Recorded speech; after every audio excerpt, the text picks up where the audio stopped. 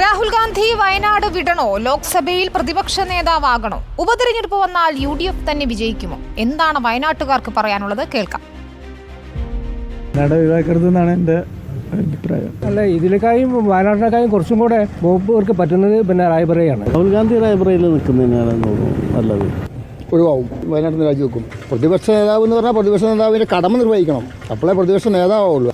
ദേശീയ തലത്തിൽ അവിടെ ആയിരിക്കും കുറച്ചും കൂടെ നല്ലത്. കുറേ നേട്ടങ്ങളുണ്ടാവുമെന്ന് പ്രതീക്ഷിക്കുന്നുണ്ട്. നേട്ടങ്ങളുണ്ടാവും, നല്ല രീതിയിൽ കൊണ്ട് നടക്കാൻ പറ്റും. കാരണം ഭരണപരമായിട്ട് എല്ലാം അറിയുമല്ലോ, അത് നല്ലത് തന്നെയാണ്. വയനാട്ടിൽ ഇപ്പോൾ എന്തായാലും UDF എന്തായാലും ജയിക്കുന്നുള്ള കാര്യം തർക്കമില്ല. തീർച്ചയായും UDF തന്നെ വരിക. ഒരുപാട് മാറ്റങ്ങൾ, ഒരുപാട് പിന്നെ പ്രശ്നങ്ങളുണ്ടല്ലോ LDFനകത്ത്. അതൊക്കെ വെച്ച് നോക്കുമ്പോൾ UDF ആയിരിക്കും അധികാരത്തിൽ വരുന്നത്. പവർ അദ്ദേഹത്തിൻ്റെ സർവീസ് അനുസരിച്ച് കുഴപ്പമൊന്നുമില്ല. നിർബന്ധമായിട്ട് UDF തന്നെ ആയിരിക്കും വരിക.